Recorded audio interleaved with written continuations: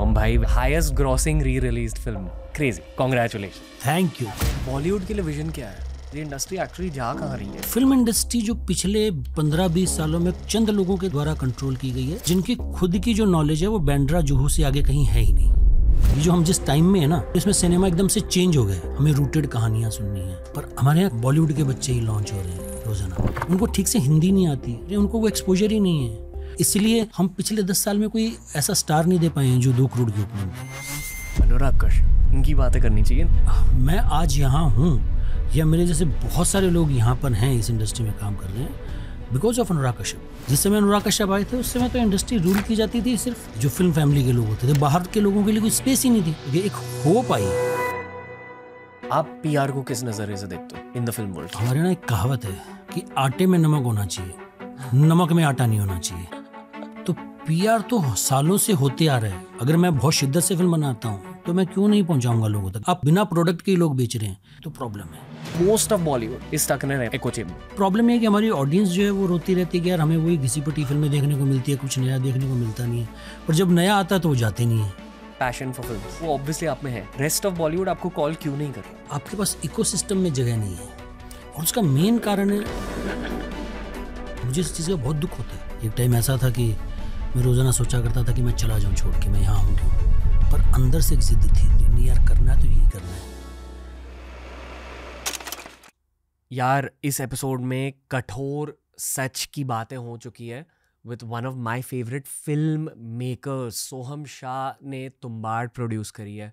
They working on Tumbbad 2, पर उनकी नई फिल्म क्रेजी भी रिलीज़ हो रही है। इस पॉडकास्ट में मैंने उनसे एक बहुत बेसिक सवाल पूछा था कि तुम्बाड़ के री रिलीज़ के सक्सेस के बाद has the rest of Bollywood gotten in touch with you? And his answer was no. तो ये जो कॉन्वर्सेशंस हम करते हैं ना आपस में कि has the Telugu film industry completely overshadowed Hindi films? Are South films much better than Hindi films now?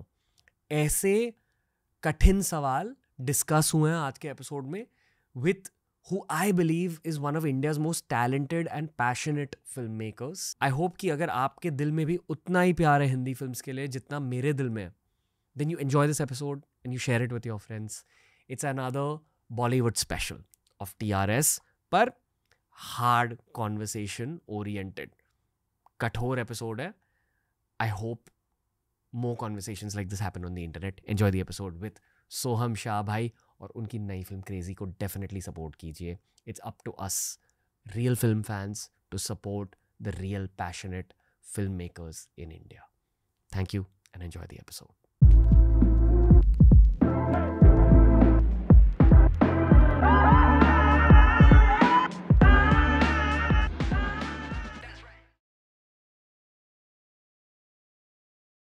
बहुत अच्छा लग रहा है आपके साथ बैठकर। सोहम भाई, welcome back to TRS। Thank you Ranveer, बहुत मज़ा आ रहा है मुझे। और मैं कहना चाहूँगा कि आपने जितना प्यार दिया तुम्बाड़ को, उससे तुम्बाड़ को पैर लग गए, बहुत फ़ायदा हुआ तुम्बाड़ को, बहुत लोगों तक आपने हमारी बात पहुँचाई है। ये पता है चीयर्स मैंने क्यों किया आपके साथ? तुम्बाड़ की सक्सेस री रिलीज की, क्योंकि highest grossing re released film ji. Crazy, congratulations. Thank you. But crazy हमारी फिल्म का नाम है। New project. आज का पॉडकास्ट में एक्साइटमेंट के साथ स्टार्ट कर रहा हूँ। एक्साइटमेंट है आपके लिए, आपकी कहानी के लिए, एज इन सोहम भाई की कहानी के लिए। थोड़ा सा गुस्सा भी है मेरे दिल में अरे towards Hindi film industry. Please बताइए। और मैं ना सोसाइटी का एक पर्सपेक्टिव दे रहा हूँ। तो I generally feel on an average films की क्वालिटी थोड़ी अफेक्ट हो चुकी है, हिंदी फिल्म्स की क्वालिटी पिछले 10-15 साल में। और हर कोई ये कह रहा है तुम्बाड़ ना इस पूरे पूल में एक बहुत बड़ी एक्सेप्शन है। आप as a human being, as a professional exception हो। ऐसा लग रहा है कि हिंदी फिल्म इंडस्ट्री थोड़ी सी एको चेम्बर में, as in they not being able to connect to audiences. How do you feel? ये पूछना आपसे पहले तो। जो आप कह रहे हो ना, उसका सबसे बड़ा कारण ये है, पिछले 20 सालों से हिंदी फिल्म इंडस्ट्री में से प्रोड्यूसर गायब है। There used to be a producer करता क्या? मैं वही बताता हूँ आपको। साउथ फिल्म इंडस्ट्री में प्रोड्यूसर जिंदा है, जितनी मेरी समझ है जी। जो भी मैं बात कह रहा हूँ, फर्स्ट ऑफ ऑल जो मेरी समझ है, जो मैंने सीखा है, जो मैं जानता हूँ, उसके बिहाफ पर प्रोड्यूसर का काम ये होता था, वो कहता था मैं ये फिल्म बनाऊंगा। सलीम जावेद मुझे राइटर पसंद है, मैं कहानी लिखाऊंगा 6 महीने में, मैं इस आइडिया पे फिल्म बनाना चाहता हूँ, मैं एक डायरेक्टर लेके आऊँगा बड़ा, उसको मैं पैसे दूंगा और मैं फिल्म बनाऊंगा, ये मेरा बच्चा है। जब से कॉर्पोरेट स्ट्रक्चर आया है तब से क्या हुआ कि आप राम डायरेक्टर हो, आपकी एक फिल्म हिट हो गई, आपने अपना प्रोडक्शन हाउस खोल लिया, प्रोड्यूसर की ज़रूरत ही खत्म हो गई। प्रोड्यूसर का काम सिर्फ लाइन प्रोड्यूसर तक सीमित रह गया कि फिल्म को एग्जीक्यूट करना। कोई भी अपना पैसा रिस्क पे लगाना नहीं चाह रहा है। We don't have that much passion. हर आदमी सेफ खेलना चाह रहा है, साउथ सेफ नहीं खेल रहे हैं अकॉर्डिंग टू मी, क्योंकि वो खुद के पैसे डालते वो खुद के पैसे डालते हैं। जब आप खुद के पैसे डालते हो तो एक अलग आग होती है, आप लोगों के पैसे पर मज़े नहीं कर रहे हो। अभी यहाँ पर सब स्टूडियो के पैसों पर फिल्में बन रही हैं। पिछले 20 सालों से प्रोजेक्ट बनने लगे क्योंकि मेरा स्टेक दाव पर नहीं है। आपने एक्ट करने के लिए हाँ कर दिया, अच्छा वो पैसे देने के लिए तैयार है, मुझे टेबल पे इतना पैसा बच रहा है, मैंने बना दिया। तो वो जो जान लगाना है ना, फिल्में जब तक नहीं लगेंगी चलेंगी जब तक जान नहीं लगेगी।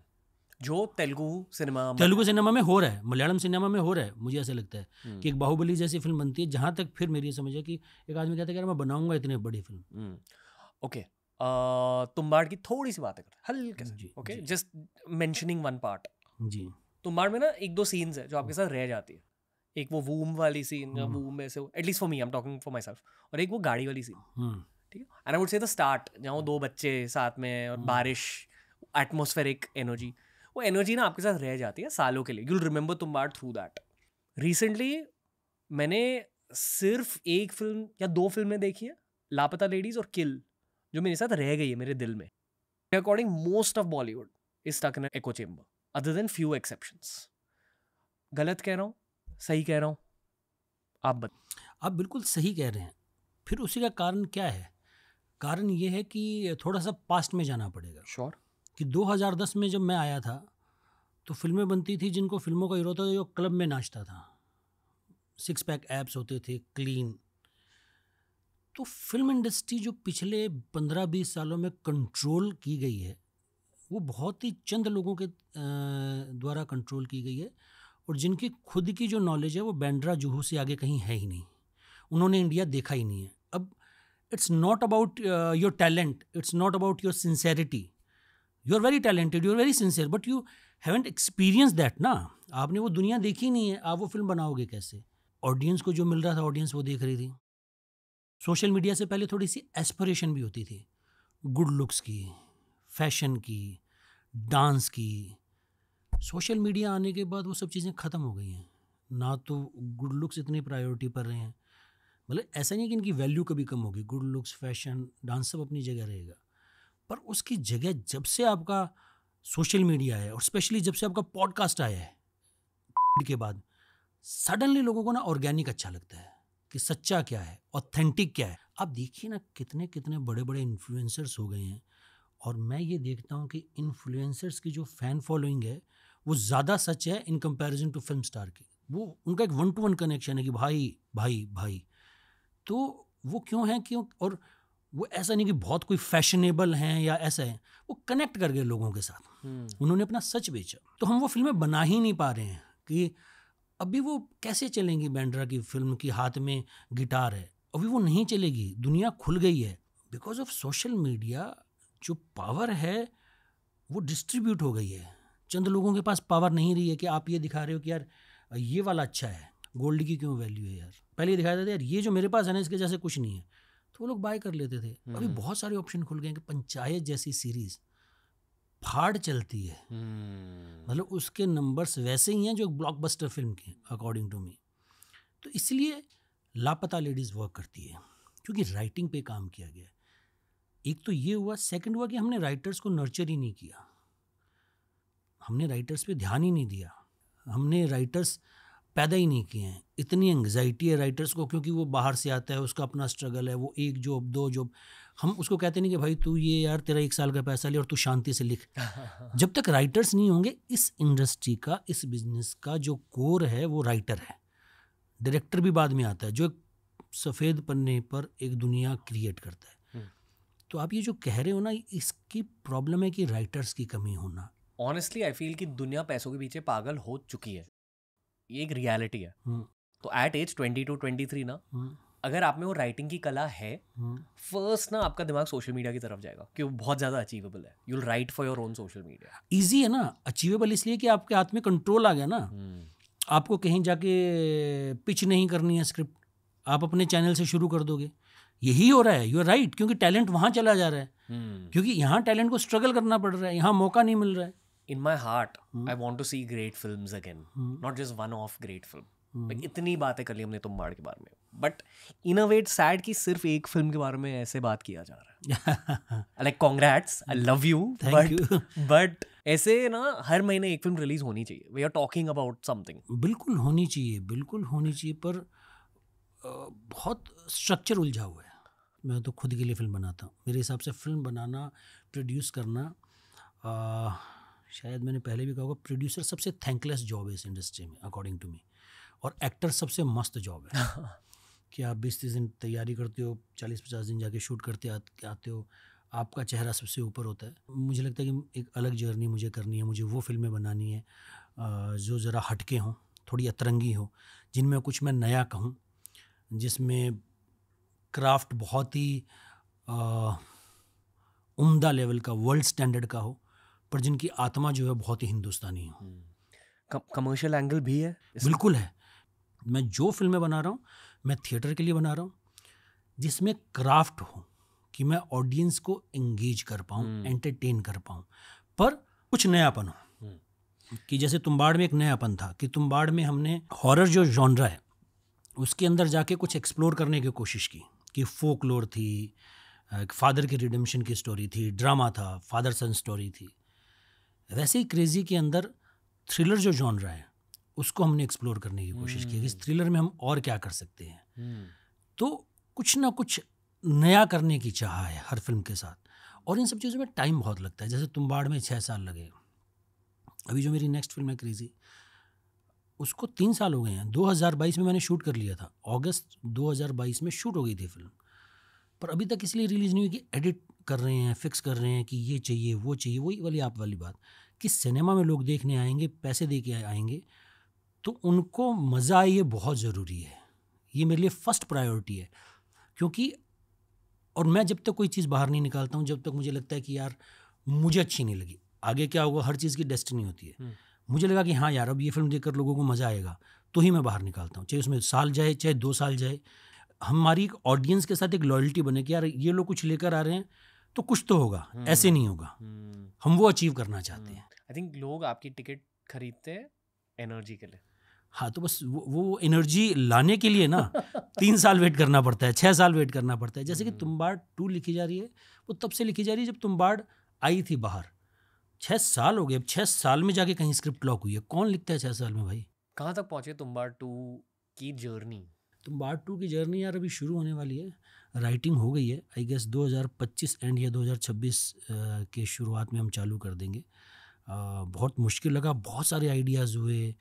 वो ऐसा लगता था कि क्या मस्त आइडिया है, पर स्क्रीन प्ले बनाओ तो नहीं चलता था. तो बहुत कुछ ऊपर नीचे हुआ, पर फाइनली भी मुझे लगता है कि जर्नी आगे बढ़ने वाली है. ओके. आपके अकॉर्डिंग भारत में हिंदी फिल्म इंडस्ट्री में प्रोडक्शन लेजेंड कौन है, प्रोड्यूसर? राज कपूर साहब. ओके. क्यों?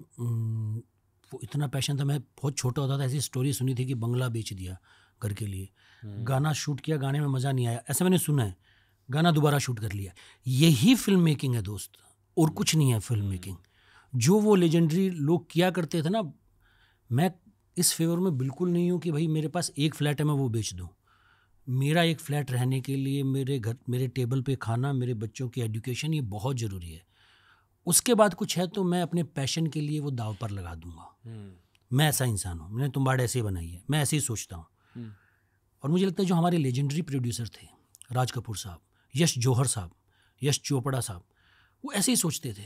वो बनाते थे, अपने दम पर बनाते थे चीज़ें, अपने दम पर खड़ी करते थे. तो वो फिल्म मेकिंग है. वो फिल्म मेकिंग बंद हो गई है. अभी हर चीज़ हर आदमी सेफ करना चाहता है. वो फिल्म बनाने से पहले टेबल पे प्रॉफिट चाहता है. जो भी प्रोड्यूसर आज की डेट में अपना रिस्क कोई नहीं करना चाहता. तो वो सबसे बड़ी प्रॉब्लम. और ये काम जो है ना, वो पैशन का काम है. आमिर खान मुझे बहुत अच्छे प्रोड्यूसर लगते हैं. अगर जैसे आप बात करो प्रोड्यूसर की, तो आमिर खान बहुत अच्छे प्रोड्यूसर हैं। जैसे लापता लेडीज़ उन्होंने बनाई, तो डिज़ाइन देखो, नए लोगों को, नए टैलेंट को मौका दे रहे हैं, क्योंकि नए टैलेंट में बहुत भूख है प्रूव करने की, और वो उस लैंडस्केप को समझ रहे हैं, वो डिलीवर कर रहे हैं। आज वही एक जुहू बांद्रा का बच्चा होता तो शायद उसको टफ होता। मतलब जो जितने नए बच्चे फिल्म इंडस्ट्री के लॉन्च होते हैं, एक कॉन्वर्जेशन चलती है आउटसाइडर की, उसमें होता क्या है कि एक बात है जो हमें समझनी पड़ेगी कि एक बच्चा जो सुपरस्टार माँ बाप के घर पैदा हुआ है, या डायरेक्टर, या जो भी बांद्रा जुहू टाइप की जगह से, वो जैसे वो जो रेस का जो दौड़ का मैदान होता है, वो पहले पायदान पे खड़ा है। फिर एक बच्चा होता है जो थोड़े से HODs थे माँ बाप, थोड़ी स्ट्रगल करनी पड़ेगी, थोड़े बहुत कनेक्शन है, वो सेकंड पायदान पे खड़ा है। फिर एक बच्चा होता है जो बॉम्बे से है, जिसको पता है कि PR क्या होता है, जैसे आप बॉम्बे से हो कि ये क्या होता है, 4 चीज़ें पता है। इमोशनली आपके माँ बाप यहीं हैं, आपके दोस्त यहीं हैं, कुछ नहीं होगा तो कुछ और कर लेंगे, बहुत ज़्यादा लाइफ में उतार चढ़ाव नहीं है, तो वैसे लोग चौथी 5वीं पायदान पे खड़े होते हैं। फिर एक लड़का होता है जो जयपुर, इंदौर, या एक लड़की होती है जो वहाँ से आते हैं, जो इंग्लिश मीडियम पढ़े हुए हैं, जो थोड़ी बहुत समझते हैं बात को, पर उनको स्ट्रगल करके आना है, घर छोड़ के आना है, वो 8वें पायदान पे खड़े होते हैं। फिर हमारे जैसे एक आदमी होता है जो श्रीगंगानगर से आता है, जिसको इंग्लिश नहीं पता, जिसको सोशल मीडिया नहीं पता, जिसके ज़माने में इंटरनेट आया है, सोशल मीडिया आया है, तो उसके लिए सब स्ट्रगल है। ये एक फ़ायदे हैं इन लोगों को। अभी वो फ़ायदे उल्टे हो गए हैं।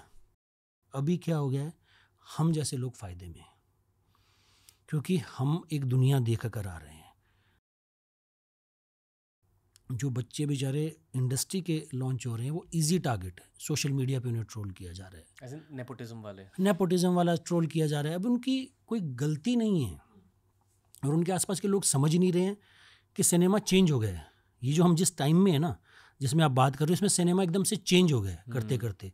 वो ट्रेडिशनल वही लव स्टोरीज़ और वही कहानियाँ, वही लव स्टोरीज़ वो नहीं चल रही हैं। हमें रूटेड कहानियाँ सुननी हैं, हमें बिना मेकअप के एक्टर्स को देखना है, हमें या स्केल वाली फिल्में देखनी है, हमें पीरियड वाली फिल्में देखनी है। तो बच्चे जो यहाँ से लॉन्च हो रहे हैं, उनको वो एक्सपोजर ही नहीं है, उनको ठीक से हिंदी नहीं आती है। सबसे पहले तो आपको समझना पड़ेगा कि आप एक्टिंग करना चाहते हो तो आपको वो भाषा एकदम अच्छे से आनी चाहिए, कंफर्टेबल होनी चाहिए आप उस भाषा में। तो अब हिंदी नहीं आती है, वो दुनिया देखी नहीं हुई है, तो उनके लिए वो इजी टारगेट हो गए। इसलिए हम पिछले 10 साल में कोई ऐसा स्टार नहीं दे पाए हैं जो 2 करोड़ की opening they. Can I ask you थोड़ा अगेन, एक ये रॉ सवाल है आपके लिए, लाइक तुम्बाड़ जब री रिलीज हुई, you produced it yourself, right? या तो most of the earnings come to the production house. Percentage में फर्क कितना था between the original release and the earnings from re release? 3 गुना 3 गुना ज़्यादा। 3 गुना री रिलीज में कमाया हमने, जो 1 में कमाया वो 3 में कमाया, 3 गुना इसमें कमाया। तो अब आपकी मेंटालिटी क्या है? मेरी मेंटालिटी कुछ नहीं है यार, मैं मतलब टचवुड, मुझे प्रिविलेज है कि मैं पैसों के लिए नहीं करता हूँ। मैंने मेरी ज़िंदगी में बहुत किल्लत देखी है पैसों की। हम 4-5 बहन भाई थे, पिताजी 3,000 रुपये महीना कमाते थे, 1-1 रुपये की किल्लत देखी है मैंने मेरी ज़िंदगी में। तब भी फिल्म्स बनाना था? तब फिल्म बनाना बहुत ही बैक सीट पे हुआ करता था। सर्वाइवल जो है, जो मेरी टीनेज थी, मैंने कभी कोई डेट या कुछ भी पार्टी कुछ नहीं किया। मैंने सिर्फ एक ही फोकस था कि पैसे कैसे कमाएं, और धीरे धीरे करके यहाँ पहुँचे। अभी आपको लगता है कि पैसे बहुत इंपॉर्टेंट हैं लाइफ में, पर पैसे ही सब कुछ नहीं है। मतलब आप कमाते एंडलेसली ये सोचोगे कि और कुछ करो ही नहीं, तो आपका समय निकल जाएगा। आपको यू हैव टू थिंक कि एक टाइम पे पैसा इंपॉर्टेंट था, अभी समय इंपॉर्टेंट है, ज़िंदगी इतनी रह गई है, तो मैं क्या चाह रहा हूँ, अंदर से अपने आप को समझूं। क्योंकि जो मज़ा आपको क्रिएटिविटी से मिलता है वो कहीं से नहीं मिलता। मैं फिल्में बनाता हूँ, जो फिल्में मुझे बनानी है, मेरा टारगेट है कि मैं 8-10 फिल्में ऐसी बनाऊँ जो दुनिया याद रखे, बस। तुम्बाड़ पूरी आपने फंड करी थी? No financiers? कुछ नहीं था, कुछ भी नहीं था। मतलब मैं तो ये आपको कह रहा था, मुझे मेरी बहुत ही मैजिकल जर्नी लगती है कि मुझे याद है कि हम लोग शिमला मनाली घूमने गए हुए थे, तो कोई तो स्टार वहाँ शूट कर रहा था और 40 किलोमीटर दूर शूट कर रहा था, और हमें पता चला कि जो ये स्टार यहाँ आया हुआ 40 किलोमीटर शूट कर रहा है। वो ज़माना था जब बसों में धक्के खाते थे, तो स्पेशल एक टैक्सी की हम लोगों ने, 7-8 दोस्त थे, और फिल्म की शूटिंग देखने गए। मतलब उस समय ऐसा लगा करता था यार, एक्टर्स तो कुछ अलग ही दुनिया से आते हैं। तो वहाँ का एक लड़का चल के आए बॉम्बे में, यहाँ मैं फिल्में बना रहा हूँ, प्रोड्यूस कर रहा हूँ, एक्ट कर रहा हूँ। तो मतलब मेरे लिए तो यह सपने में भी सपना है जो मैं जी रहा हूँ। जिस एनर्जी की हमने बात करी, हाँ, वो ऑब्वियसली आप में है, passion for films. Rest of Bollywood आपको कॉल क्यों नहीं कर रहा, ये मेरे को समझ नहीं आ रहा। मैं उनके प्रोग्राम में फिट नहीं होता हूँ, वो मेरे प्रोग्राम में फिट नहीं होते। मैं अलग मैदान में खेल रहा हूँ, लाइक एस्पिरेशन अलग है, मैं अलग मैदान में खेल रहा हूँ। आपका मैदान क्या है? मेरा मैदान ये है कि यार मैं ही एक्टर, मैं ही प्रोड्यूसर, मैं ही स्टूडियो, मैं किसी के पास नहीं जाऊँगा, मैं मेरी फिल्में खुद बनाऊँगा। जितने भी नए फेसेस लॉन्च हुए ना रिसेंटली, उन सारों में से मैं सिर्फ बॉयज़ के लिए बात कर रहा हूँ यहाँ। गर्ल्स एक्चुअली बहुत सारे हैं, नितांशी गोयल, लापता लेडीज, प्रतिभा रांटा। जैसे वो बहुत अच्छी एक्ट्रेस लगी मुझे, प्रतिभा रांटा। दोनों आई लव बोथ। और ऐसे बहुत शर्वरी। यहाँ मैं सिर्फ आउटसाइडर्स की बातें कर रहा हूँ। एंड बॉयज़ में लक्ष्य और वरुण सूद, ये दो लोग, लक्ष्य जो किल में थे एंड वरुण सूद मुझे बहुत सही लगते हैं। आई फील इन दोनों में वो सुपरस्टार मटेरियल। वरुण सूद किस में थे? आई थिंक वेब सीरीज में आए। अच्छा। बट एक लुक है उनमें एंड ऑरा है। बट मेरा कंसर्न ये है कि क्या इन्हें अपॉर्चुनिटीज मिल रही है? यही तो प्रॉब्लम है, हमारे यहाँ प्रोड्यूसर नहीं है भाई। मैं आपको कह रहा हूँ कि प्रोड्यूसर आए, एक इकोसिस्टम बने कि मैं रिस्क लूँगा, मैं फिल्म बनाऊँगा, मैं कहानी चुन के लाऊँगा।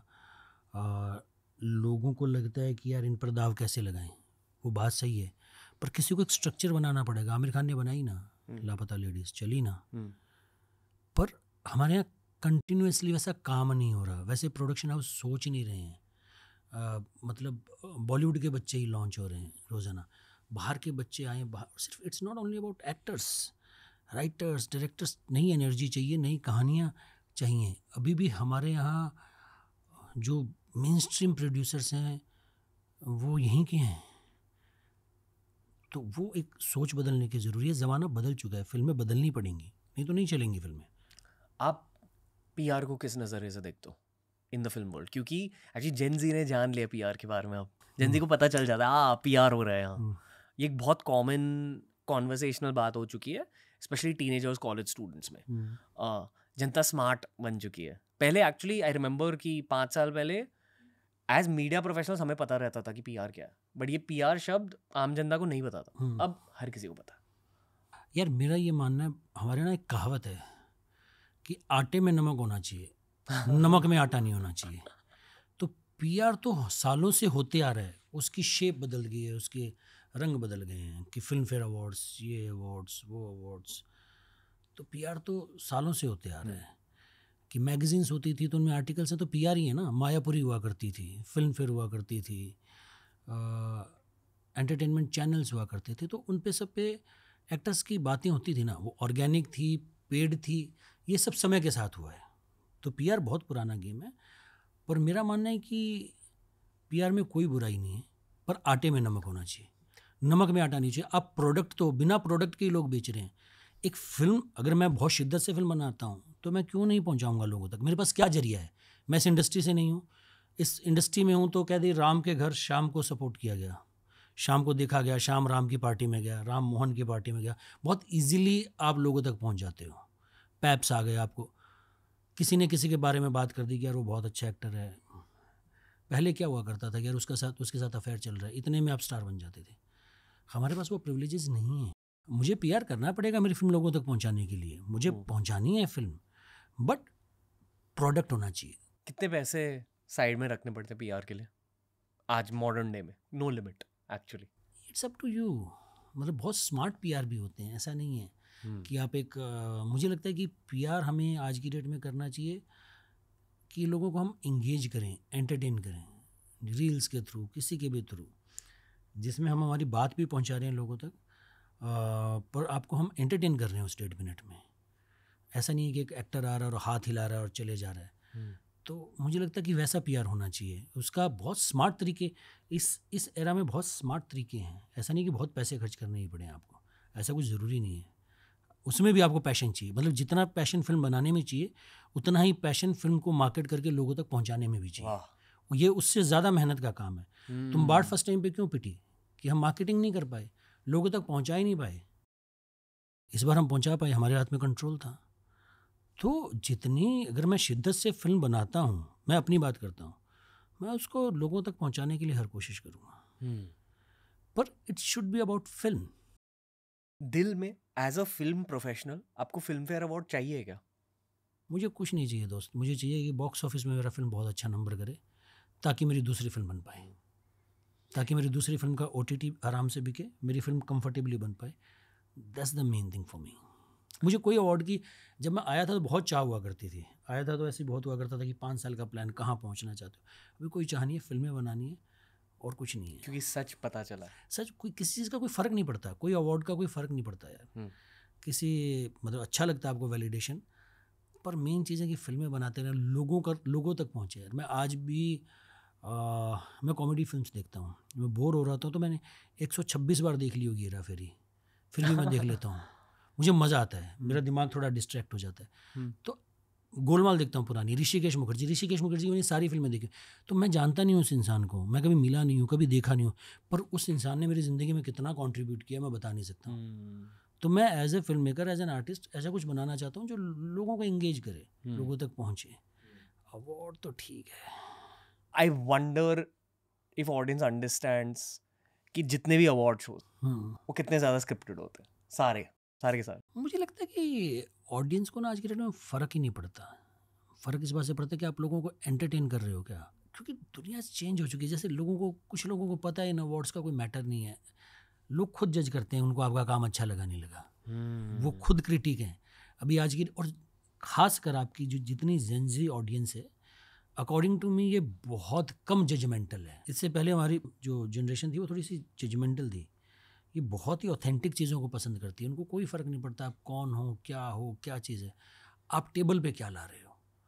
तो मुझे नहीं लगता इन अवार्ड्स का आज की डेट में इतना कुछ इम्पॉर्टेंस रह गया है। मतलब वो है, स्ट्रक्चर चले जा रहे हैं, चीज़ें हो रही हैं, पर इन अवार्ड्स का कुछ आज की डेट में इतना मतलब नहीं है। आपकी फिल्म बॉक्स ऑफिस पे क्या करती है, वो नंबर मैटर करता है। लोगों ने पसंद की क्या, वो नंबर मैटर करता है। आपको याद रहेगी क्या फिल्म, आपकी फिल्म एज कैसे हुई है, अकॉर्डिंग टू मी वो मैटर करता है। कि 10 साल बाद भी लोगों को फिल्म याद है, वो मैटर करता है। कौन सी फिल्म्स एज अच्छे से की है? 3 इडियट्स, दंगल, मतलब जाने भी दो यारों, तुमने देखी नहीं होगी। नहीं देखी है। अंदाज अपना अपना, हेरा फेरी, मतलब मैं कॉमेडीज़ का शौकीन हूँ। हम बच्चन, मतलब मुझे बहुत अच्छी लगती है, बच्चन साहब की एक फिल्म है हम। तो जैसे ये फिल्में जो हेरा फेरी, आज भी कितने मीम्स चलते हैं, आज भी चलते हैं। तो ये फिल्म कितना बड़ा पॉपुलर कल्चर का पार्ट है। तो आपकी जो वैलिडेशन है ना, कोई भी अवार्ड की या कुछ भी, वो अभी नहीं पता चलती, वो 10 साल बाद पता चलती है कि आप कौन थे, आपने क्या काम किया था। बॉम्बे कैसा लगता है आपको? बॉम्बे में एक खास बात है, बहुत ही मेडिटेटिव सिटी है, फ्लो स्टेट। हाँ, कि वो आपको कुछ सिखाती है, सीखने के लिए बहुत कुछ है बॉम्बे में, समझने के लिए लाइफ बहुत कुछ है।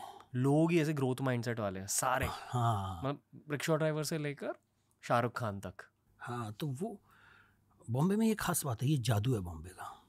थोड़ा सा इवॉल्व करता है बॉम्बे, आप फोर्सेस यू टू ग्रो, या इसे लोग सर्वाइव नहीं कर पाते हैं, feel may be it's tough.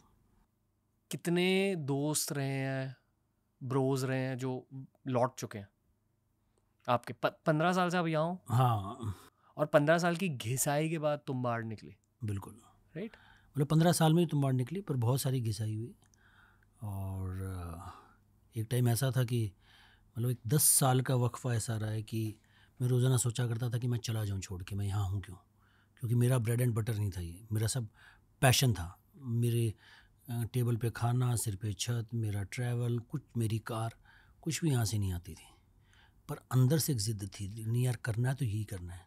अब कमाई कहाँ से हो रही थी 10 साल मेरे में? काम से, जो मेरा गंगानगर में काम था वो ऑटो पायलट पे चल रहा था। तो वहाँ की कमाई, हाँ, तो मैंने वहाँ सब सेटअप किया था, उसके कारण मैं सर्वाइव किया। यहाँ से मैंने कभी पैसे कमाए नहीं है, बट वो मेरा प्लान है, मेरी लाइफ है, मैंने ऐसे डिज़ाइन किए। पर उसके अलावा भी 10 साल में बहुत ही ख़राब मेंटल स्टेट में रहा यहाँ, बहुत ही आइसोलेशन, बहुत ही अकेलापन, बहुत झेला मैंने, बहुत थेरेपिस्ट के चक्कर लगाए, बहुत बातें की, बहुत समझा, 10 साल मुझे हमेशा ऐसे ना लेस फील हुआ करता था, क्योंकि आपको इंग्लिश नहीं आती है, आपको कल्चर नहीं पता, आपको लगता था कि आप फिट इन नहीं हो पा रहे हो इस शहर में।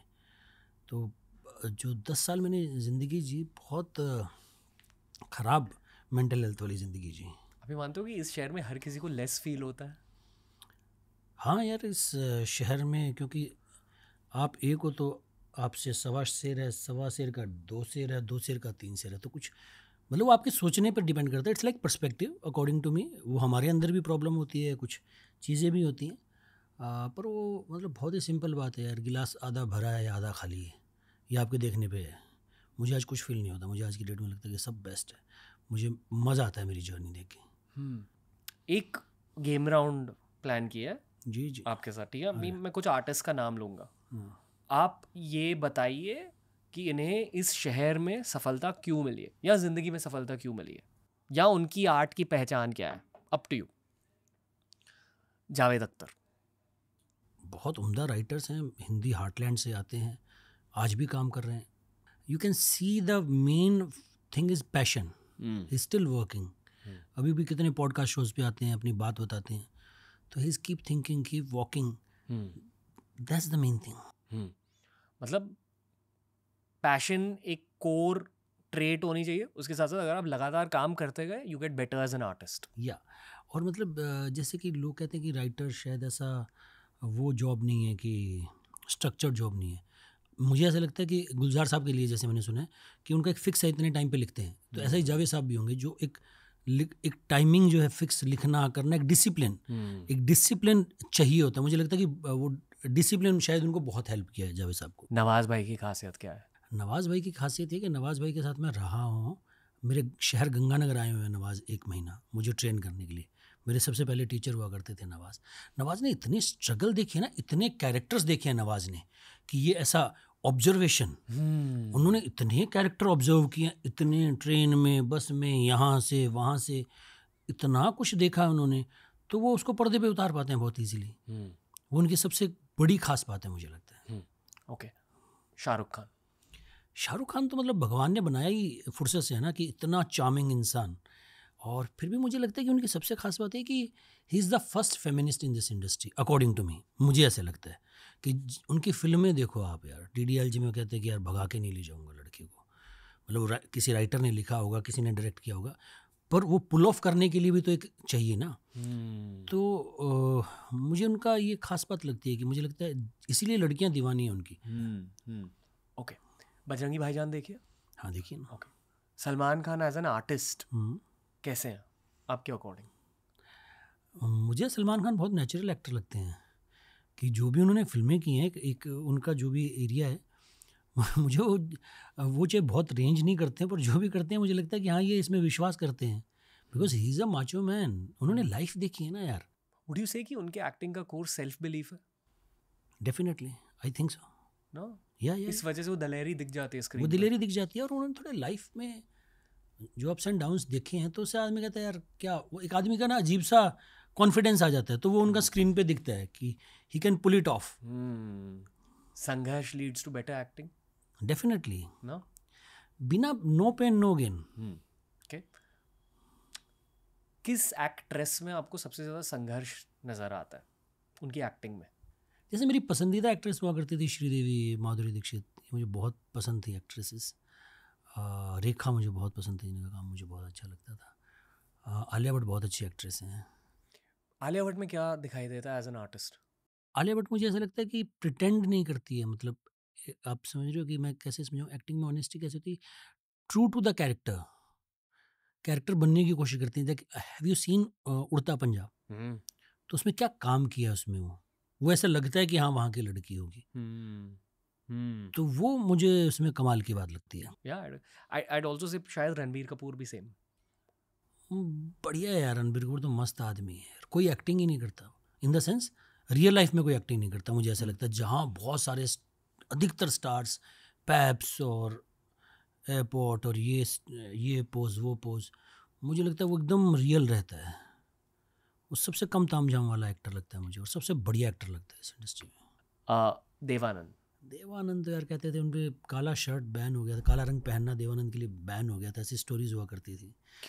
क्योंकि वो इतने हैंडसम हुआ करते थे, लड़कियां उनको खून से लव लेटर लिखा करती थी और कोहराम था उनका। देवानंद के तो मुझे गाने, ये दिल ना होता बेचारा, कितने देवानंद तो यार वो भी वही वाली बात की, एक्ट भी करते थे, डायरेक्ट भी करते थे, प्रोड्यूस भी करते थे, सब कुछ करते थे देव साहब। गुरुदत्त भी सेम ना, एक्ट, डायरेक्ट, प्रोड्यूस। हाँ, गुरुदत्त भी सब कुछ, पर गुरुदत्त की बड़ी कड़क फिल्मोग्राफी है। उनकी फिल्में आज भी लोग याद करते हैं, प्यासा, कागज के फूल।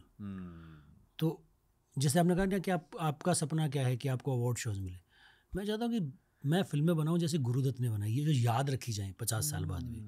तो गुरुदत्त की फिल्मोग्राफी बहुत स्ट्रॉन्ग फिल्मोग्राफी है। और वो वैसे आर्टिस्ट रहे हैं जो बाद में ज़्यादा पॉपुलर हुए। जिस समय उनकी फिल्में आई उस समय इतनी फिल्में नहीं चली, वो बाद में ज़्यादा पॉपुलर हुए। क्यों ऐसा? कई बार आप, जैसे तुम्बाड़ भी पिटी ना हमारी 2018 में जब आई थी, तब तो नहीं चली ना। अंदाज़ अपना अपना नहीं चली, जो बाद में कल्ट बन गई। तो बहुत टाइम ऐसा होता है कि ऑडियंस नहीं रिसीव करती वैसे जैसे आप देखते हो उस फिल्म को, और धीरे धीरे टाइम से फिल्म बहुत अच्छे से एज होती है। जिन लोगों ने तमाशा देखी है ना, और अगर तमाशा अच्छी लगी तो फिर आई फील कि आपको गुरुदत्त की फिल्में भी देखनी चाहिए। जनरली स्पीकिंग आई फील कि जेन ज़ी एक्चुअली बहुत कनेक्ट कर पाएगी गुरुदत्त के साथ। या इट्स पॉसिबल। इम्तियाज़ अली के बारे में बात करते हैं एज एन आर्टिस्ट, उनकी फिल्म मेकिंग में आपको क्या दिखाई देता है? एक पैशनेट आशिक दिखाई देता है मुझे। रॉकस्टार मेरी मतलब फेवरेट फिल्म में से एक है। और जो काम किया रणबीर कपूर ने इसमें, मतलब फाड़ी दिए, या जब वी मेट, तमाशा, तो मुझे बहुत पसंदीदा डायरेक्टर हैं कि प्यार को बहुत ही पैशन के थ्रू बनाया है उन्होंने। फिर प्यार के भी 1000 लेयर होते हैं, बहुत लेयर्स होते हैं। प्यार है क्या, प्यार होना, मतलब प्यार की परिभाषा में अपने आप में एक ग्रंथ लिखा जा सकता है। इसलिए प्यार को लेके पॉडकास्ट भी बहुत ज़्यादा चलते हैं। अच्छा। आई फील कि सबसे कॉमन ह्यूमन इमोशन है, सबसे कॉमन ह्यूमन इमोशन है। और जितना ज़्यादा दुख बढ़ा है इस दुनिया में, उतना ही ज़्यादा प्यार के लिए तरस बढ़ा है ना दुनिया में। हो सकता है। People want more relationship, loneliness से भाग रहे हैं, लोनलीनेस से भाग रहे हैं। वही वो जो आपने कहा इम्तियाज़ अली के बारे में कि प्यार के बहुत अलग अलग पहलू दिखाता है, बहुत अलग अलग पहलू दिखाते हैं। और कौन से आर्टिस्ट है ऐसे जो प्यार के बारे में, हाँ, जिनकी फिल्मों को देखकर आपने प्यार के बारे में और सीखा? It could be an actor और डायरेक्टर और प्रोड्यूसर। जो एक फ्रेंच फिल्म है आमोर, ओके, वो देखिए आप। उसमें प्यार की परिभाषा ये है कि एक हस्बैंड वाइफ कपल हैं और बहुत प्यार करते हैं एक दूसरे से। जहाँ तक मुझे याद है, मैंने बहुत पुरानी देखी थी, और बीवी की तबीयत कुछ ठीक नहीं रहती और उसका ध्यान रखते रखते परेशान हो गए। फिल्म का एंड ये कि वो सब आप देखना फिल्म तो मज़ा आएगा। कि आपको, जैसे आपने कहा ना, प्यार के रंग, प्यार के बहुत डिफरेंट रंग होते हैं, प्यार की परिभाषा बहुत अलग अलग है। यू कांट से कि दिस इज़ लव। तो वो मुझे बहुत अच्छी लगती है। एक फिल्म आई थी अभी, डिसीजन टू लीव। फिल्म चालू होती है बहुत ही थ्रिलर, और अंत में आपको समझ में आता है कि यार ये तो रोमांस था इस फिल्म में। तो बाहर के कुछ फिल्म मेकर्स हैं जिन्होंने जो मैंने देखी है फिल्में, बहुत अच्छी लगी है मुझे। और वुडी एलन करके एक डायरेक्टर हैं, आपने देखा उनका कुछ काम? थोड़े से फिल्म रिकमेंडेशंस दे देते हैं एक्चुअली। फॉरेन फिल्म्स आप रेकमेंड कीजिए। बताइए। आपने अभी वुडी एलन की बात करी, इंडियंस को क्यों देखने चाहिए वुडी एलन के फिल्म्स? ये बहुत मज़ा आता है कि एक चार्म होता है, एक अजीब सा, एक उनका फिल्म स्टाइल है कि थोड़ा सा यंग है उनका फिल्म स्टाइल, और रोमांस, ह्यूमन कॉम्प्लेक्सिटी जो होती है कैरेक्टर्स की, वो समझ में आती है। रेकमेंड कीजिए। वुडी एलन की मैनहट्टन बहुत अच्छी है, Vicky Cristina Barcelona. Woody Allen की सारी फिल्में अच्छी हैं, सारी देख लेनी चाहिए मुझे ऐसा लगता है। ये 2-3 फिल्में मुझे याद हैं। असगर फरादी एक डायरेक्टर हैं, ईरानियन डायरेक्टर, उनकी एक फिल्म अ सेपरेशन अबाउट एली, वो मुझे बहुत पसंद है। और आमोर करके एक फ्रेंच फिल्म है जो मुझे बहुत पसंद है। और इंटरस्टेलर पसंद है, गॉडफादर पसंद है, जो सबको पसंद होती हैं। एक फिल्म है लॉस्ट इन ट्रांसलेशन, शायद सोफिया कपोला की, वो मुझे बहुत पसंद है फिल्म। मतलब जब आप ये ऐसे फ्रेंच फिल्मों के बारे में बात करो, ईरानियन फिल्म डायरेक्टर्स, अक्सर ना लोगों की मेंटालिटी ये रहती है कि इंडियन फिल्म्स देखनी है, शायद हॉलीवुड की फिल्में देखनी है। बट जब आप फ्रेंच फिल्मों के बारे में सुनते हो, चेक रिपब्लिक की फिल्मों के बारे में सुनते हो, ऐसा लगता है कि नहीं यार ये ज़्यादा आर्टिस्टिक हो गए। बट जब आप एक्चुअल वर्ल्ड में डीप डाइव करते हो तो क्या पता चलता है? मतलब कहीं कहीं मैं जो फिल्में देखता हूँ वो आपको आपके टेस्ट की फिल्में जो ज़िंदगी के बारे में कुछ ना कुछ सिखा देती है। कि जैसे ये प्यार के बारे, आमोर का मतलब प्यार होता है फ्रेंच में, कि क्या प्यार क्या होता है, इट्स अबाउट दैट। सेपरेशन जैसे एक फिल्म है सेपरेशन करके, मतलब उसमें ये कि राइट रॉन्ग ये जो है ना बहुत ही ग्रे लाइन है, ब्लैक एंड वाइट नहीं होता, बहुत ही ग्रे होता है।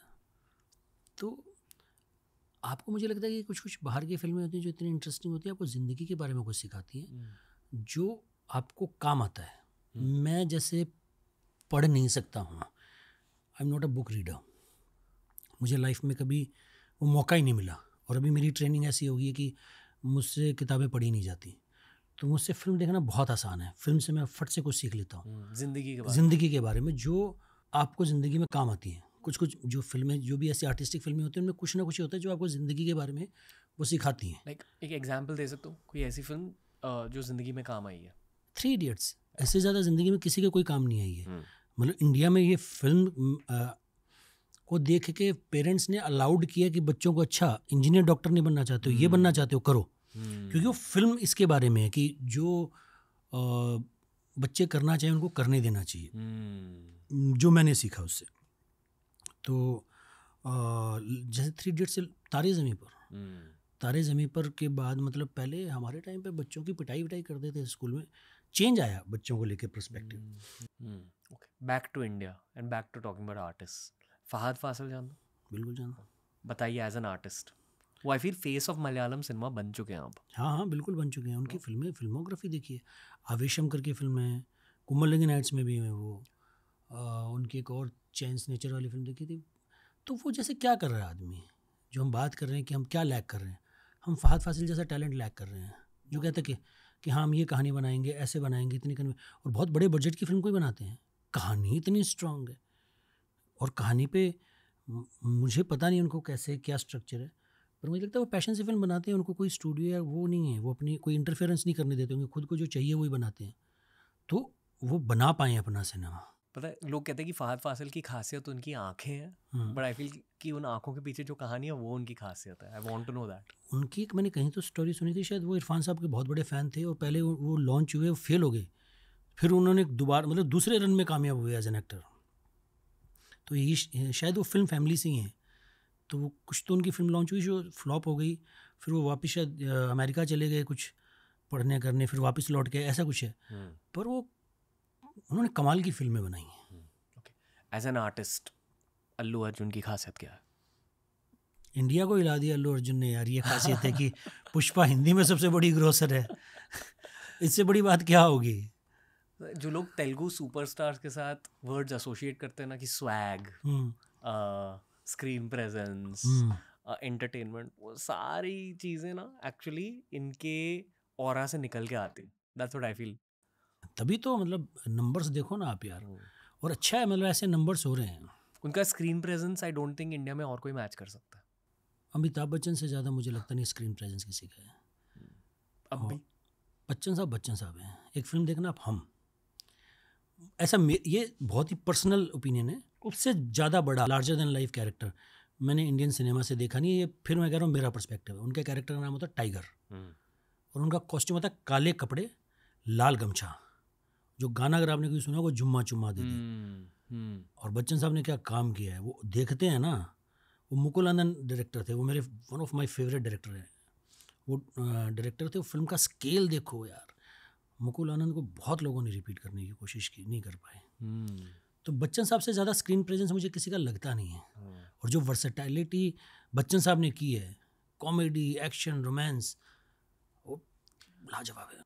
जेन जीज के लिए अमिताभ बच्चन के 4 पुराने फिल्म रिकमेंडेशंस दीजिए, 4 मस्ट वॉच फिल्म्स। हम ये तो हुआ एक, बाकी हम, एंड डेफिनेटली शोले, दीवार, मतलब चौथी मुझे वैसे तो पता ही है जंजीर, पर क्या है, अमर अकबर एंथनी, नसीब, अग्निपथ, कितनी फिल्में हैं बच्चन साहब की यार, लावारिस, कालिया, सो मैनी फिल्म्स। मतलब बच्चन साहब क्या आर्टिस्ट हैं। मैं आपको एक छोटी सी स्टोरी सुनाता हूँ 2 मिनट के लिए। मैं इरफान साहब के साथ तलवार शूट कर रहा था, इरफान साहब पीकू शूट कर रहे थे बच्चन साहब के साथ। मुझे कहते कि सोहम बच्चन साहब इतने मेहनती एक्टर हैं। उस समय बता रही इस एज में कि 18 साल का बच्चा जो एक्टिंग करने आया है ना यहाँ पर नया, वो भी इतना मेहनती नहीं होता था। He is so hard working. 50 साल हो गए यार, अमिताभ बच्चन आज भी रेलिवेंट हैं। उनके साथ के लोग चले गए कब के, वो आज भी रेलिवेंट है because he is very hard working और अद्भुत। मतलब जो रेंज उन्होंने की, मेरी हो सकती है कि नॉलेज बहुत कम है, मुझे नहीं लगता कि हॉलीवुड में भी किसी ने वैसी रेंज की है कि हर तरह का कैरेक्टर प्ले किया है, हर तरह का कैरेक्टर प्ले किया है। कि उनकी फिल्में काला पत्थर, शायद आप देखना जो इंटेंसिटी बच्चन साहब की, पता है I think I was watching सिलसिला, तो देखो ना। हाँ, रेखा या शशि कपूर, जया बच्चन है फिल्म में। बहुत सही फिल्म, बहुत आर्टसी, प्यार oriented film. I think Yash Chopra की फिल्म है। और आप देखो ना कि उस समय में उन्होंने वैसी फिल्में बनाई। आप ये देखो जो पंट, में फिर प्रोड्यूसर की आपको बात कह रहा था कि उन्होंने लम्हे बनाई यश चोपड़ा साहब ने। पता है जब मैं छोटा था, we used to watch Yash Chopra films and associated with love. ऐसा लगता है कि हाँ बॉलीवुड रोमांटिक स्विट्जरलैंड प्यार, बट एक्चुअली जब आप उनकी फिल्मोग्राफी में घुसते हो और सिलसिला देखते हो तब पता चलता है कि ये भी बहुत ज़्यादा आर्टिस्टिक थे। और वो जो हम कहते हैं ना कि क्या प्यार के रंग, जो प्यार का सबसे मीठा रंग रहता है ना, वो आपको यश चोपड़ा की फिल्मोग्राफी में दिखाई देगा। But go watch his old films. जी। जिस तरह से कैमरा वर्क किया है, कॉन्सेप्ट्स, ये वो वेरी क्रेजी। सिलसिला में एक सीन है जहाँ आई थिंक अमिताभ बच्चन ना स्टेज पर कुछ प्ले एक्ट कर रहे हैं, as in he is playing an actor in the film. तो स्टेज पर कुछ स्पीच देते, वो इतनी ज़्यादा ग्रिपिंग है। उस सीन में ना अमिताभ बच्चन की मेहनत दिखाई देती है। वही तो, मतलब आप उनकी फिल्मोग्राफी उठा के देखो तो सर, ये कैसे खड़े रहते हैं, किसी को आता नहीं था तब बिल्कुल भी। Obsessed with success may be, I don't know, and obsessed with acting. I think work success तो बाय प्रोडक्ट होता है यार। आप अपने काम से इतना प्यार अगर काम से करते हो तो ही कर सकते हो। सक्सेस तो आपको अपने काम से प्यार है तो आ ही जाएगी। ऑब्सेस्ड विद एक्टिंग, या इसलिए इतनी सफलता मिली। बट पागलों जैसे घिसाई की है। कितनी मेहनत यार। मैं अक्सर हिंदी फिल्म इंडस्ट्री से पूछता हूँ कि who is the next Amitabh Bachchan and और द नेक्स्ट शाहरुख खान, रणबीर कपूर। एक और नाम है विकी कौशल। कुछ तो है उनमें, और बहुत लोग मिले हैं शो के थ्रू। समटाइम्स यू नो कि who is the real deal. Vicky Kaushal is the real deal. तो हाँ, बिल्कुल हो सकता है। वो जो इंटेंसिटी, हार्ड वर्क, वो सब दिखता है उनमें। और वो भी सॉफ्टनेस, लाइक मैं अभी एक छावा का एक स्निपेट देख रहा था जहाँ मतलब मेनली वो वॉरियर का किरदार निभा रहे, बट कुछ सीन्स में ना वो रश्मिका के साथ एक्टिंग कर रहे हैं and he is playing a lover boy just in those scenes. तो उन सीन में भी जिस तरह से उन्होंने वॉरियर की इंटेंसिटी मेंटेन करके प्यार दिखाया है उनकी आंखों से, ये होते हैं sign of a core good actor, great artist. उनमें कुछ दिखाई देता है मुझे, आई डोंट नो। नहीं, विकी बहुत अच्छा एक्टर है।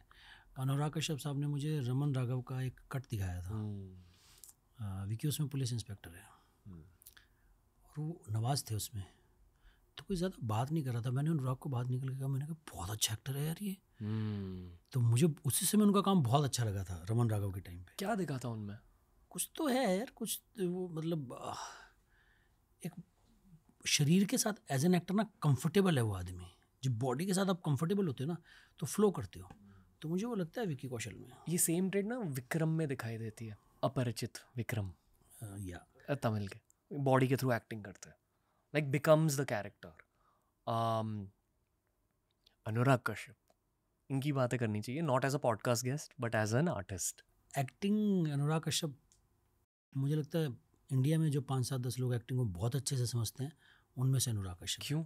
अनुराग कश्यप लकड़ी से भी एक्टिंग करवा सकते हैं। अनुराग कश्यप मतलब एक्टर का ड्रीम है अनुराग कश्यप से काम करना as a director, because actor के साथ बहुत अच्छा है, वो एक्टर्स का बेस्ट निकालता है। और एक्टर्स के लिए उनका पैशन भी बहुत ज़्यादा है, उनको दिखता है, वो आपसे मिलेंगे, आपके अंदर समझ लेंगे यार ये है। तो उन्होंने कितने नॉन एक्टर से बहुत अच्छा काम कराया है, कितने अच्छे एक्टर्स को चांस दिया, नवाज को चांस दिया उन्होंने। अकॉर्डिंग टू मी, मैं आज यहाँ हूँ या मेरे जैसे बहुत सारे लोग यहाँ पर हैं इस इंडस्ट्री में काम कर रहे हैं बिकॉज ऑफ अनुराग कश्यप। और शायद सीधा कोई कनेक्शन नहीं हो मेरी ज़िंदगी में से, कोई सीधा उनको कोई कॉन्ट्रीब्यूशन नहीं हो। जानता हूँ उन्होंने बहुत तुम्बाड़ के टाइम पे मदद भी की फेस्टिवल में, पर ऐसा नहीं कि मेरे प्रोड्यूसर रहे हैं, मेरे डायरेक्टर हैं। पर अनुराग कश्यप जैसे लोग आए तो उसको देखकर कोई 4 और लोग जगे, उन 4 लोगों को देख के कोई और 8 लोग जगे, एक होप आई। जिस समय अनुराग कश्यप आए थे उस समय तो इंडस्ट्री रूल की जाती थी सिर्फ फैमिलीज से, जो फिल्म फैमिली के लोग होते थे, बाहर के लोगों के लिए कोई स्पेस ही नहीं थी। पहले राम गोपाल वर्मा आए, फिर अनुराग कश्यप आए, तो उन्होंने होप दी कि अच्छा कंपनी सत्या ऐसी फिल्में भी बन सकती हैं, गैंग्स ऑफ वसीपुर जैसी फिल्में बन सकती हैं, हीरो आपका ऐसा भी हो सकता है। जो आज मिट्टी का हीरो बनने लगा है कि जो रूटेड इंडिया का कैरेक्टर आपका हीरो है, उसमें अनुराग कश्यप का बहुत बड़ा कंट्रीब्यूशन है। अनुराग कश्यप से रिलेटेड एक शब्द मुझे फील होता है अंदर से कि उन्होंने खुद की लाइफ में ना बहुत करी देखी है, मतलब उनका संघर्ष गंदा रहा है। आई डोंट नो कि उन्होंने संघर्ष को अलग तरीके से प्रोसेस किया या लोग सच में उनके साथ बहुत बुरे रहे, बट आई फील कि बहुत डार्कनेस देखा है, कि डार्कनेस भरा हुआ है अंदर, और वो डार्कनेस उनकी ताकत है। ये गैंग्स ऑफ वासेपुर में दिखाई देता है, बट आई फील उनकी सारी फिल्मोग्राफी में थोड़ा सा डार्कनेस रहता है। आप अग्री करते हो, नहीं अग्री करते हो? नहीं, बिल्कुल। मुझे लगता है कि उन्होंने बहुत संघर्ष किया लाइफ में, बहुत कुछ देखा है, तो तभी उनकी, पर वो नो पेन नो गेन, तभी तो हम अनुराग कश्यप की बात कर रहे हैं ना। जो आदमी संघर्ष करता है, कुछ करता है लाइफ में, तो वो कुछ करता है सिनेमा में भी। गैंग्स ऑफ वासेपुर क्या मस्त फिल्म है। और वो जो गुलाल, हैव यू सीन गुलाल? नहीं। और म्यूजिक जो गुलाल का, जो गानों पे पकड़ अनुराग की, वो अद्भुत थी। आरंभ है प्रचंड बोल मस्तकों के झुंड, आज जंग की घड़ी की तुम गुहार दो, आन बान शान या के जान का हो दान, आज एक धनुष के बाण पे उतार दो।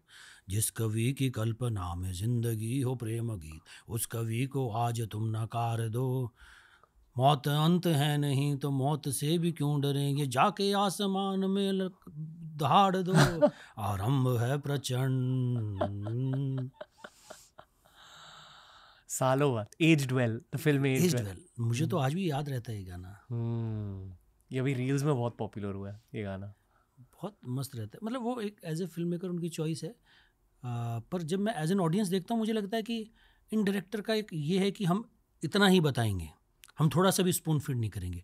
वो जो प्योरिटी है ना, वो एक एक्सेसिबिलिटी में बाधा है, कि नहीं तो ये फिल्में और बहुत लोगों तक पहुंचती, पर उनकी एक कॉल है कि हम इतना ही करेंगे, हम ऐसे बनाना चाहते हैं, जो अच्छी बात है।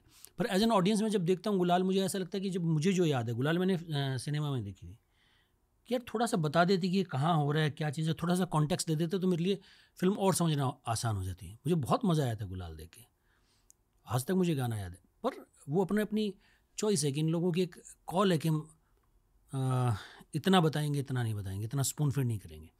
मुझे लगता है एज एन ऑडियंस मुझे थोड़ा स्पून फीड कर देते तो मेरे लिए आसान हो जाता। इंटेंसिटी बात कर रहे हैं, अब मैं आपसे जयदीप अहलावत के बारे में पूछूंगा, उनकी खासियत क्या है? यार वो तो आपने वासीपुर देखी ना? हाँ। जयदीप याद है? स्टार्ट में सरदार खान का बाप होता है, शायद मनोज वाजपेयी के बाप होते हैं जो चल के आते हैं। तो जयदीप की तो स्क्रीन प्रेजेंस देखो यार, बहुत कमाल का एक्टर है जयदीप। जयदीप ने पाताल लोक में काम देखो उसका, क्या मज़ेदार काम किया है।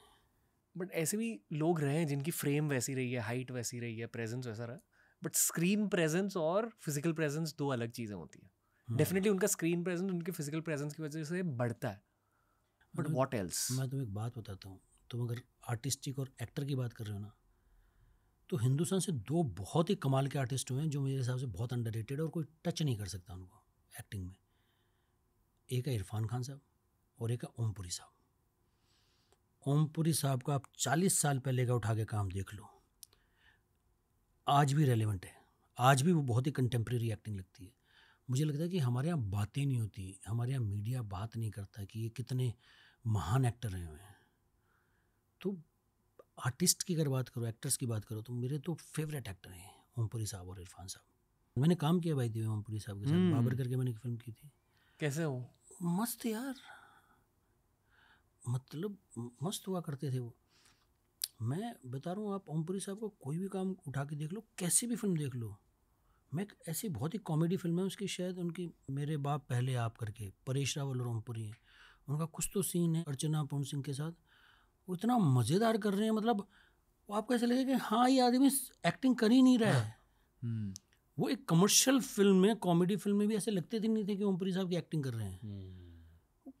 हमारे यहाँ बात नहीं होती, मुझे इस चीज़ का बहुत दुख होता है।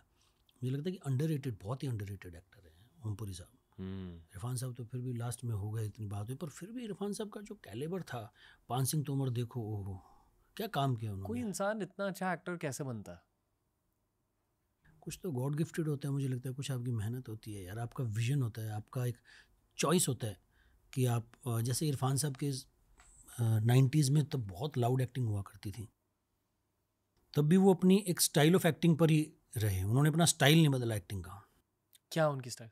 इरफान साहब मुझे एक किस्सा सुना रहे थे, एक बार हम फ्लाइट में साथ में जा रहे थे, तो सत्या आई थी, मनोज बाजपेयी बहुत बड़े एक्टर थे, मनोज बाजपेयी लीड एक्टर थे, उस फिल्म में एक छोटा सा रोल इरफान साहब को ऑफर हुआ, इरफान साहब कर रहे थे, तो प्रोड्यूसर नाराज़ हो गया इरफान साहब पे, उन्होंने मनोज बाजपेयी को जाके कहा कि मैंने उस एक्टर को निकाल दिया है। तो मनोज बाजपेयी तो जानते थे कि इरफान बहुत अच्छे एक्टर हैं, उन्होंने कहा नहीं यार वो बहुत अच्छे एक्टर हैं ये, वो कहते नहीं यार बहुत टाइम लेता है वो तो, क्योंकि वो ज़माना उसमें फुटेज का ज़माना था कि फटाफट बोलो, पर उनका जो स्टाइल था वो जैसे भी थोड़ा पॉज लेके बात करते थे, तो वो जो स्टाइल ऑफ एक्टिंग है इरफान साहब ने वो अपना चेंज नहीं किया किसी भी प्रेशर में आकर। तो कुछ होता ना कि आप अपने काम के प्रति एक ऑनेस्टी होती है, कमिटमेंट होता है कि यार मैं, मेरा विजन ये है, मैं ये करूँगा, तो वो मुझे लगता है नज़र आता है इरफान साहब में, काम के प्रति ऑनेस्टी और खुद के प्रति भी खुद के प्रति ऑनेस्टी, कि I know who I am, या इंटेलिजेंस भी डेफिनेटली। मेरे हिसाब से इरफान साहब बहुत ही इवॉल्व इंसान थे, बहुत ही इवॉल्व इंसान थे। समटाइम्स आई फील कि उनके साथ एक पॉडकास्ट नहीं कर पाया। हाँ, ये करना चाहिए था आपको, और बहुत मज़ेदार इंसान थे। क्या क्या निकलता उस पॉडकास्ट में? जस्ट वांट टू नो कि वही आंखों के पीछे क्या कहानी है, कैसे थे आप बचपन में इरफान साहब, ये पूछना उन्हें। या कभी बात हुई? मतलब मैं तो खुद उनके साथ शूट किया, मैंने 10 साल बात हो गई होगी, तो ज़्यादा बातें नहीं होती थी, थोड़ी बहुत बात होती थी, पर बहुत ही चिल इंसान थे, ऐसा कुछ मतलब ऐसा नहीं था, बहुत ही अवेयर इंसान थे। कि बॉलीवुड के लिए विजन क्या है इन द 2030s 40s, ये इंडस्ट्री एक्चुअली जा कहाँ रही है? बिकॉज पता है ये पॉडकास्ट के लिए मैं एक्साइटेड था क्योंकि आपसे बात करने का चांस मिल रहा है कि I love your work and I would like to see Soham Shah as the next Yash Chopra. आप समझ रहे हो, मतलब प्रोफेशनली स्पीकिंग। या बट एक्चुअली आपको कहाँ लग रहा है कि I would love to see a Tumbbad come out every month, you know, थोड़े से वही माइंड फिल्म्स जो क्रेजी में भी दिखाई दे रहा है। अजीब फिल्म है, तो अतरंगी फिल्में हैं, अतरंगी, new kind of cinema, fresh, क्योंकि वो ज़रूरी भी है ना हमारी ऑडियंस पर। प्रॉब्लम ये है कि हमारी ऑडियंस जो है वो रोती रहती है कि यार हमें वही घिसी पिटी फिल्में देखने को मिलती है, कुछ नया देखने को मिलता नहीं है, पर जब नया आता है तो वो जाते नहीं है, तो वो सपोर्ट भी नहीं करते ना। कि लापता लेडीज़ का जो OTT पे नंबर है वैसा बड़ा नंबर बॉक्स ऑफिस में नहीं है, जबकि बहुत बढ़िया फिल्म है, मतलब वो 100 करोड़ करनी चाहिए थी मेरे हिसाब से, तो वो एक प्रॉब्लम है। पर इंडस्ट्री कहाँ जा रही है? इंडस्ट्री तो ना हमेशा करेक्ट होकर अपनी पटरी पे आ ही जाती है, तो आ ही जाएगी। ये एक दौर है जहाँ चीज़ें चेंज हो रही हैं। एक टाइम था जब VCR आए थे तो लोगों ने कहा था कि फिल्म इंडस्ट्री ख़त्म हो जाएगी, केबल TV आया तो लोगों ने कहा फिल्म इंडस्ट्री ख़त्म हो जाएगी, पायरेसी एक बहुत बड़ी चीज़ हुआ करती थी, पर सब खत्म हो गया, फिल्म इंडस्ट्री वहीं है। नए प्लेयर आएंगे, नए प्रोड्यूसर आएंगे, नए डायरेक्टर आएंगे, नए राइटर आएंगे, नए एक्टर आएंगे, और फिल्म इंडस्ट्री चलेगी, नई कहानियाँ बनेंगी। पता है मैं ना एक I don't remember YouTube video देख रहा था या क्या, but it was basically narrative on Bollywood since 1950s कि 50s में मेलनकॉली ज़्यादा थी, 60s में आर्टिस्टिक रोमांटिक फिल्म ज़्यादा थे, 70s में वो एंग्री यंग मैन, और क्योंकि सोसाइटी में ये सब चल रहा था, लोग गुस्सा थे गवर्नमेंट से। 80s में बॉलीवुड का एक डाउन फेज चल रहा था, राइट, और फिर बाउंस बैक हुआ 90s में, राइट, और रोमांस के साथ, राइट, 2000s में एस्पिरेशनल सिनेमा, फॉरेन लोकेशंस वगैरह, राइट। 2010s में क्या हुआ? ये real slice of life films, slice of life, Ayushman और राजकुमार, और वो आनंद एल राय पायनियर थे, उनका क्रेडिट आनंद एल राय को जाता है, वो फिल्में चली। 20s में क्या नया? एक ही चीज़ चाहिए ऑडियंस को, अनप्रेडिक्टेबल, जिस कहानी का एंड ऑडियंस को फिल्म चालू होते हुए पता ना हो। अगर आपकी कहानी का एंड कहाँ होने वाला है ये लोगों को पहले फ्रेम में पता है तो प्रॉब्लम है। It was very different growing up in 2003 when it came to films. हम रुकते थे यार कब फिल्म रिलीज हो, वो नहीं होता अब, नहीं होता। मुझे ना, मतलब technically for me you're an independent artist, independent music artist, film artist को सपोर्ट करने में मुझे बहुत मजा आता है। I don't know because it's like technique हम भी इंडिपेंडेंट स्टूडियो है, right, so great art needs to be spoken about and celebrated according to me.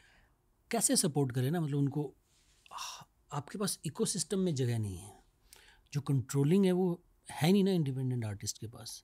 हम शायद वेस्ट में ऐसा सेटअप है कि उनको उठा के तराशा जाता है कि जैसे कि अगर आप स्टार बनना चाहते हो तो आपको फैशन लगेगा, आपको इंस्टाग्राम लगेगा, आपको इंस्टाग्राम करना पड़ेगा, आपको ऑपरेट करना आना चाहिए। आप कितने भी बड़े एक्टर, अच्छे एक्टर हो, पर पॉपुलर होने के लिए सब चीज़ें लगेंगी, पर कोई सिस्टम नहीं है, कंपनीज नहीं है, एजेंसीज नहीं है जो उस पर काम करती है, एजेंट्स नहीं है जो इंडिपेंडेंट आर्टिस्ट को बनाकर मेन पॉपुलर कल्चर का पार्ट बना दें। होंगी एजेंसीज पर बहुत कम है, ऐसी बहुत एजेंसीज की ज़रूरत है। जो इंडिपेंडेंट आर्टिस्ट, बहुत अच्छे आर्टिस्ट हैं, उनको जो जगह वो डिज़र्व करते हैं वो दिलाए, वहाँ तक पहुँचाए। हर आदमी अपना बिट कर सकता है, like you are doing your bit. कि आपको लगता है कि यार ये आर्टिस्ट अच्छा है तो आप अपने पॉडकास्ट पर बुलाकर उसको उससे बात कर सकते हो, उसकी बात समझ सकते हो, लोगों तक पहुंचा सकते हो, because you have this platform. But फिर भी बहुत कुछ चाहिए यार। कोई एक आर्टिस्ट है, जैसे आपने कहा लापता लेडीज़ में वो एक्टर्स बहुत अच्छे, उनको दूसरा काम लापता लेडीज़ जैसा कब मिलेगा पता नहीं है। एक राइटर वैसी स्क्रिप्ट लिखेगा, एक आमिर खान जैसा प्रोड्यूसर उसे बैक करेगा। जो सक्सेस रेशियो है ना बहुत कम है, और उसका मेन कारण है राइटिंग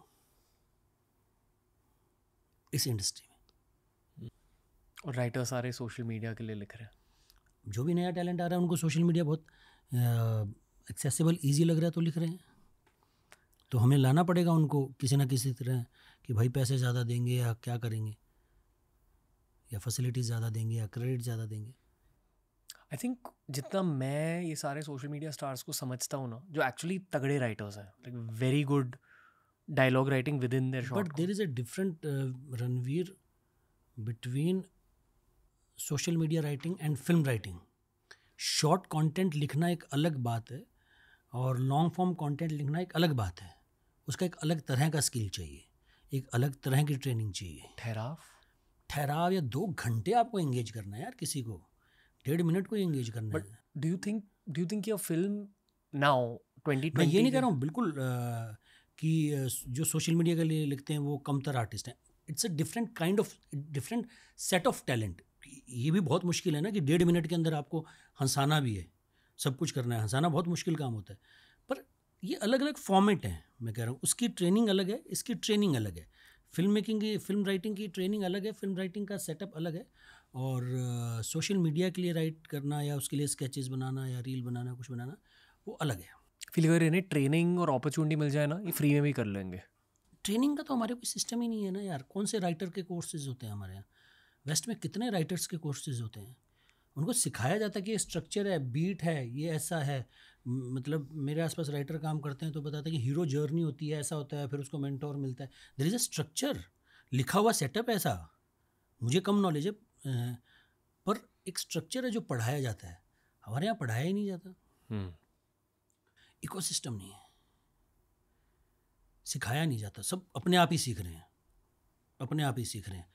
तो ऐसी एक जगह होनी चाहिए कि अच्छा मैं राइटिंग सीखना चाहता हूँ तो मैं यहाँ चला जाऊँ। मेरे ख्याल से उस स्कूल का नाम है ब्लू टोकाई वर्सोवा।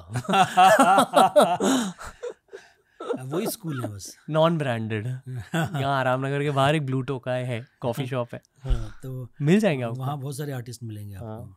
आर्टिस्ट ही आर्टिस्ट, छोटे से कॉफी शॉप। ओके, क्रेजी भाई, आपका क्रेजी ट्रेलर देखना है। चलिए क्रेजी टीजर दिखाते हैं पहले आपको। ओके, चलाइए और आप बताइए आपको कैसा लगा। I know what to expect, which is unexpected things. या बहनों और भाइयों, तुम्बाड़ की अपार सफलता के बाद सोहम शाह फिल्म्स लेकर आ रहे हैं अपनी नई film Crazxy crazy crazy. Doctor Abhimanyu Sood, जिस चक्रव्यूह में तुम आज फंसे हुए हो उससे निकलने का रास्ता दिमाग पे जोर लगाने से नहीं मिलेगा। मैंने तुम्हारी आवाज सुनी हुई है। Who the f*** are you? Abhimanyu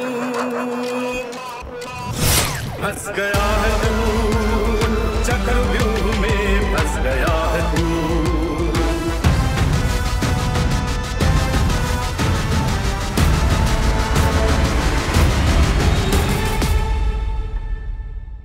ये आ रही है 28 फरवरी को।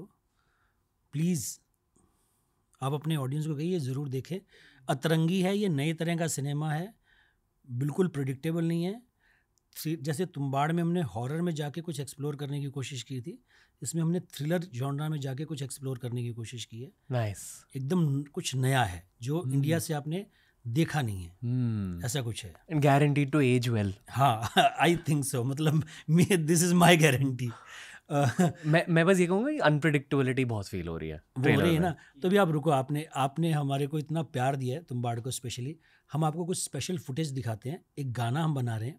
नॉर्मली यहाँ गाना बनता है कि लोग डांस कर रहे हैं और तो प्रमोशनल सॉन्ग्स जो बनते हैं वो एक तरह के बनते हैं। तो हम एक प्रमोशनल सॉन्ग बनाना चाहते हैं जो थोड़ा अलग है, ज़रा हटके है, जिसमें लाइव एक्शन और VFX है बहुत सारा। तो वो गाना 2-3 दिन में बाहर आने वाला है। तो पर मैं उसके कुछ एक्सक्लूसिव फुटेज आपको दिखाना चाहता हूँ। Let's do it.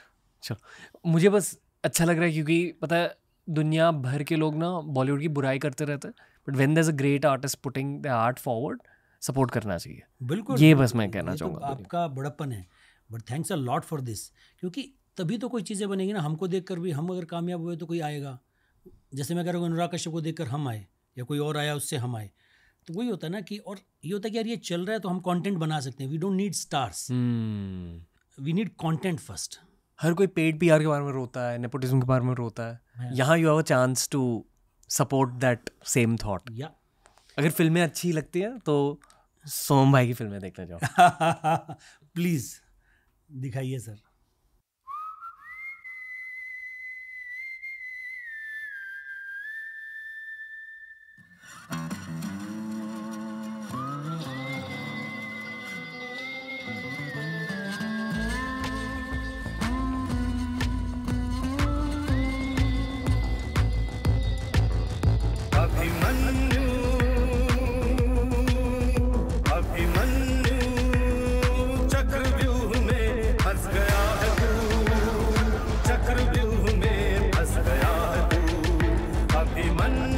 सब VFX में क्रिएट होगा तो मज़ा आएगा। एक नए तरह का गाना ऑडियंस को देखने को मिलेगा।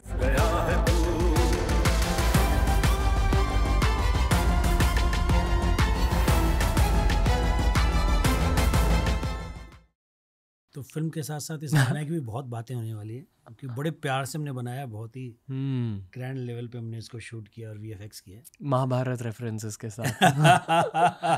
महाभारत रेफरेंसेस के साथ, क्योंकि हमारा कैरेक्टर भी चक्रव्यूह में फंसा हुआ है, जो अभिमन्यु है। तो ये है यार, ये आने वाली है। तो प्लीज़ आप अपने ऑडियंस को कहिए ज़रूर देखें। आपके जितने भी लोग लिसनर हैं और इस फिल्म को सपोर्ट करें।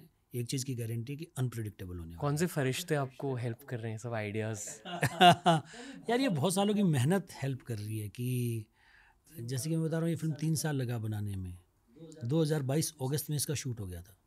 तो वो पेशेंस रखना, वो वेट करना कि एज एन आर्टिस्ट तुम्बाड़ को रिलीज़ हुए 2018 में हो गई, 7वां साल है। उसके बाद आपकी 7 साल बाद फिल्म आ रही है। वो फरिश्ते हेल्प कर रहे हैं कि ट्रस्ट करना कि यार यही करना है, यही विजन है, इसमें कितना भी समय लगे, आई विल वेट। जितने भी तुम्बाड़ के फैंस हैं उनके लिए क्या मैसेज है? तुम्बाड़ के फैंस के लिए ये मैसेज है कि जैसे तुम्बाड़ अतरंगी थी, वही वाली बात है कि हॉरर जॉनरा, फोकलोर जॉनरा बहुत ही मिक्स जॉनरा थे। ये भी वैसी है कि थ्रिलर है, पर उसके अंदर बहुत कुछ और होने वाला है। तो प्लीज़ देखना, बहुत मज़ा आएगा आपको। अलग तरह की फिल्म है, पर मज़ेदार फिल्म है। हस्तर की याद आ रही है। सोम भाई, just wishing you all the luck. Thank you Ranveer. Love being the same room as you, क्योंकि जेन्युइनली आर्टिस्टिक बातें होती है और बहुत सीखने का चांस मिलता है हमेशा आपके साथ। थैंक यू, मुझे तो बहुत मज़ा आता है। मुझे आपसे बहुत कुछ सीखने को चांस मिलता है। आपने पूरा एक नया एक सेटअप बना दिया है पॉडकास्ट का। आपके कारण इतने, आपसे इंस्पायर होकर लोग, इतने लोग आ रहे हैं इस फील्ड में, और रेवेन्यूज़ लोगों के लिए जनरेट हो रहे हैं लोग, और फैल रही है ये चीज़। और मैं बिल्कुल समझ सकता हूँ कि कितनी मेहनत करते हैं आप इस काम को कंसिस्टेंसी के साथ करने में, जान निकल जाती होगी। आई फील कि देश को कॉन्वर्सेशंस की ज़रूरत है। डेफिनेटली देश को बिल्कुल कॉन्वर्सेशंस की ज़रूरत है। बातें होनी चाहिए और बातें चलती रहनी चाहिए। अक्सर ना लोग बस कंप्लेन करके बात को छोड़ देते हैं, मेरा एंगल ये है कि सोल्यूशंस, गाइडेंस, वो सब भी मिलनी चाहिए. बिल्कुल. मेरा होप ये है कि ये वाला एपिसोड बहुत सारे यंग फिल्म मेकर्स देखें, क्योंकि वही आई सेंस कि बहुत नया टैलेंट घुसेगा हिंदी फिल्म इंडस्ट्री में. But for now we have people like Soham Shah. So thank you for leading the way. Thank you. All the support to you भाई. That's what I want to say. But I would like to say one thing कि because of a podcast ना बहुत सारी चीज़ें होती हैं जो आदमी को रोज़मर्रा की लाइफ में सीखने को मिलती है. बिकॉज ऑफ योर पॉडकास्ट और अदर पॉडकास्ट जो भी फॉर्मेट है, कुछ भी चीज़ें हैं कि कहीं तो मैं सुन रहा था कि यार एक लीवर का टेस्ट करा लेना चाहिए, बहुत इजी टेस्ट होता है. तो मैंने कहीं रील से सुना, तो कुछ ना कुछ नॉलेज हमें मिल रही है इससे, क्योंकि आप एक एक्सपर्ट को बुलाते हो जो उस चीज़ का चैम्पियन है और उस बारे में बात करते हैं. तो बहुत अच्छा काम कर रहे हैं आप दोस्त. करते रहिए. Thank you sir. Thank you Ranveer. तो दोस्तों ये था आज का एपिसोड. बताइए कैसा लगा. ऐसे फिल्म ओरिएंटेड एपिसोड्स करना मुझे बहुत अच्छा लगता है. अक्सर ना बड़े फिल्म स्टार्स के साथ ऐसे मुश्किल कॉन्वर्सेशंस करना मुश्किल होता है. People are not willing to open up. People are not willing to be challenged about this very real reality. जो echo chamber की हमने बात करी, you feel it in Mumbai. अगर आप इस शहर में रहते हो, अगर आप मीडिया इंडस्ट्री में हो, you notice not everyone in the film industry, but many people are in an echo chamber. और ऐसे conversations की ज़रूरत है. These are very real, brutal conversations. I'm sorry if anyone got offended, but ऐसी सच्चाई का बाहर आना बहुत ज़रूरी है. I hope you all enjoyed the episode and I hope you share it with your friends. Please ये मेरी रिक्वेस्ट है, support filmmakers like Soham Shah. Go watch Crazxy in a theatre near you. We've linked the trailer down below. We've linked Soham भाई's profiles down below. Support कीजिए यार. जो self made तगड़े filmmakers होते हैं ना, वो पैशनेट अबाउट सिनेमा, उन्हें सपोर्ट कीजिए. And until next time guys, from Ranveer and the team, thank you for listening and will see you very soon.